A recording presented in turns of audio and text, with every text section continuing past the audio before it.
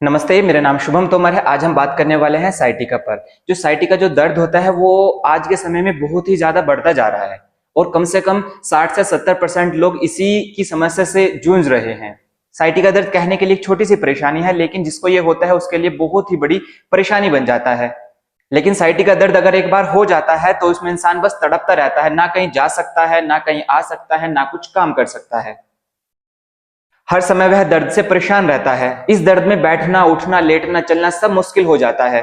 तो आइए अब हम समझते हैं कि साइटिका दर्द होने का मेन कारण क्या है। जो हमारी स्पाइनल कॉर्ड होती है, जो रीढ़ की जो हड्डी होती है, वो 33 छोटी छोटी हड्डियों से मिलकर बनी होती है, जिसे वर्टिब्रा कहा जाता है। इन्हीं 5 वर्टिब्रा से मिलकर ही हमारे स्पाइनल कॉर्ड या नीचे का हिस्सा बना होता है, जिसे लंबर पॉइंट भी कहा जाता है। स्पाइनल कॉर्ड की बनावट कुछ इस तरह की होती है कि जब ये सारी हड्डी मिलती है, इन सभी के बीच में छेद होता है, जिसमें से कुछ नसें हमारे नीचे से ऊपर जाती है और कुछ ऊपर से नीचे आती हैं। और इन्हीं नसों के द्वारा मसल्स और ब्रेन के बीच में जो मैसेज देने का काम होती है, तो यही नसें करती हैं। और इसी के ही अंदर होती है एक हमारी नस, जिसे कहते हैं हम साइटिका। इस स्पाइनल कॉर्ड के द्वारा ही हमारे शरीर के बहुत सारे नर्वस सिस्टम जुड़े हुए होते हैं और इसी में से ही होता है एक हमारा साइटिका, जो कि हमारे लंबर पॉइंट से लेकर हमारी हिल्स तक जाती है, जो कि हमारी हिप्स पोर्शन से लेकर हमारी एडी तक जाती है। और इसी ही नस में हमारा दर्द जो होता है वो शुरू होता है। अब इस दर्द का होने का कारण क्या है? जब ये नस दब जाती है, ज्यादा वजन उठाने से, बॉडी स्ट्रक्चर सही नहीं होने से, आपका खड़े होने का तरीका सही नहीं होने से, चलने से, आपकी बॉडी की पोजीशन क्या है, तो ये उस वजह से दब जाती है, जिसकी वजह से सूजना या दर्द हो जाना और उसके बाद सुन्न रहना बॉडी शुरू हो जाती है। और जिससे कि आप चलने फिरने, बैठने, उठने, लेटने या काम करने में भी बहुत ज्यादा परेशानी आपको आने लगती है। शरीर में जो ये दर्द बढ़ रहा है, इसमें खास बात बस यही है इस दर्द को पहचानने की कि ये जब भी होता है ये किसी एक पैर में होता है, ये दोनों में एक साथ नहीं होता है। अब इससे बहुत सारे लोग जो है वो बहुत परेशान हैं, तो मैं आज इसी के बारे में ही बात करूंगा। साइटिका दर्द में हमें कौन कौन से योगाभ्यास करने चाहिए। तो आइए हम शुरुआत करते हैं।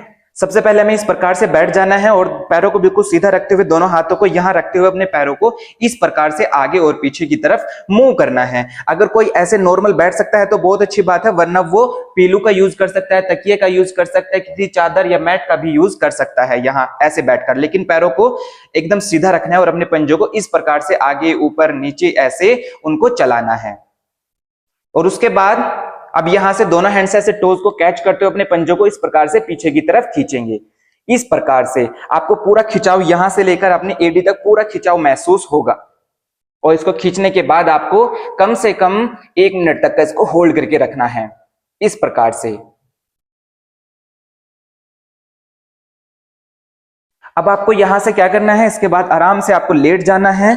लेटने के बाद अपने अपने राइट लेग को इस प्रकार से ऊपर उठाएंगे और इसको यहां से हम कैच करेंगे और इसको यहां से बैंड करते हुए यहां ऐसे इस प्रकार से हम इसको होल्ड करेंगे और धीरे धीरे अपने पैर को बिल्कुल सीधा रखने की कोशिश करेंगे और उसको फिर ऊपर की तरफ खोलेंगे और फिर से इस प्रकार से इसको बंद करेंगे। ऐसे ऐसे करते जाना है और फिर आपको पूरा 10 से 20 सेकंड करने के बाद और फिर यहां इसको होल्ड करने की कोशिश करेंगे। जो जितना कर सकता है उतना करने की कोशिश करिएगा अपनी कैपेसिटी के अकॉर्डिंग। यही आपको सेम ऐसे दूसरे पैर से भी करना है। और उसके बाद आपको यहां से करने के बाद अगर जो अपने पैरों को इस प्रकार से अपने टोज को पकड़ सकता है तो उनके लिए बहुत ज्यादा अच्छा है, वरना वो यहां पर ऐसे किसी दुपट्टे या बेल्ट का भी यूज कर सकता है। उससे ऐसे पैरों को पकड़ने के बाद होल्ड करके रखना है। ठीक है, जो अपने पैरों को इस प्रकार से पकड़ सकता है वो ऐसे पकड़ने के बाद और होल्ड करके रखिएगा। पूरा घुटना आपका सीधा रहेगा और फिर धीरे धीरे वापस आ जाइए। अब इसमें हम नेक्स्ट यहां से करेंगे इस प्रकार से। सबसे पहले ध्यान रहे कि जब हम अपनी स्पाइन को नीचे रखते हैं तो सबसे पहले हमें अपनी स्पाइन को अपर हिस्सा अच्छे से टच करना है, उसके बाद नीचे हिस्सा और फिर हमें हिप्स को टच करना है।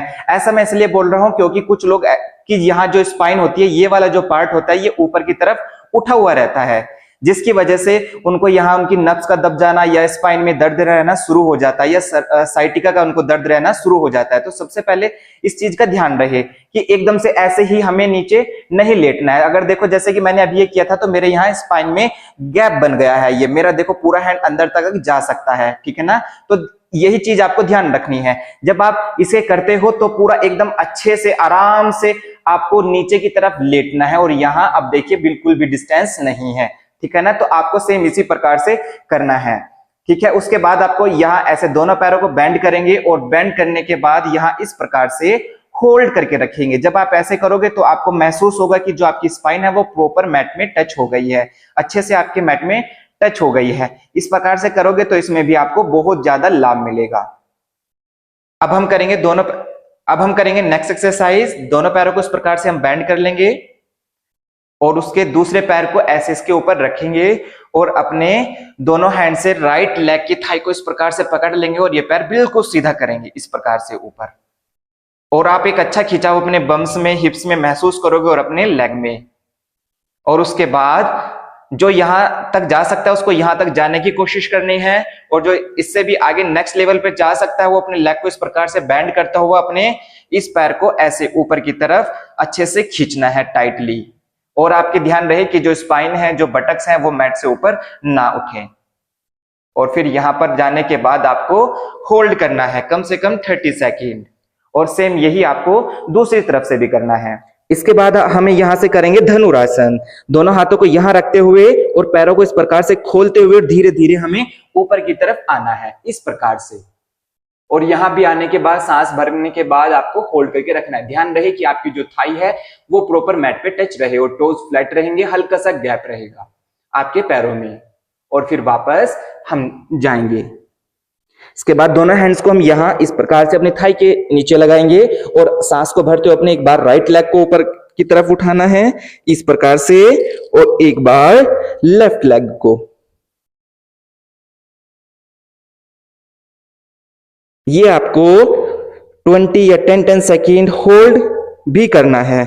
जो जितना जो होल्ड कर सकता है उतना करने की कोशिश करिएगा, और फिर धीरे धीरे वापस आ जाएंगे। अब इसके बाद हम यहां से करेंगे ऐसे इस प्रकार से धनुरासन। दोनों टोज को हम इस प्रकार से पकड़ते हुए और धीरे धीरे ऊपर की तरफ उठाने की कोशिश करेंगे। अपने लेग को, टोज को ऊपर की तरफ उठाने की कोशिश करेंगे, और फिर होल्ड करेंगे 10 से 20 सेकंड या 30 सेकंड, जितना भी आप कर सकते हो। धीरे धीरे वापस आ जाएंगे। इसके बाद हम यहां से करेंगे इस प्रकार से, जैसे छोटे बच्चे लेट जाते हैं और लेटने के बाद वो ऐसे अपने दोनों पैरों को चलाते हैं। ये भी इस दर्द में बहुत ही ज्यादा अच्छा होता है। जब साइटिका का दर्द होता है, आप इसमें ये वाली एक्सरसाइज करते हो तो ये उसमें बहुत ही ज्यादा लाभकारी होता है।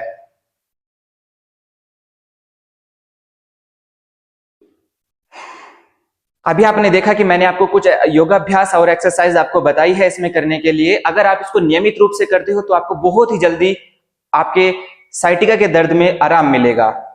अगर मेरी यह वीडियो आपके किसी काम आई है तो प्लीज लाइक करिएगा, और ऐसे ही मेरी वीडियो या टिप्स के लिए आप मेरे चैनल को फॉलो करिए एंड शेयर करिए। तो मिलते हैं हम नेक्स्ट वीडियो में नई इंफॉर्मेशन के साथ। नमस्ते।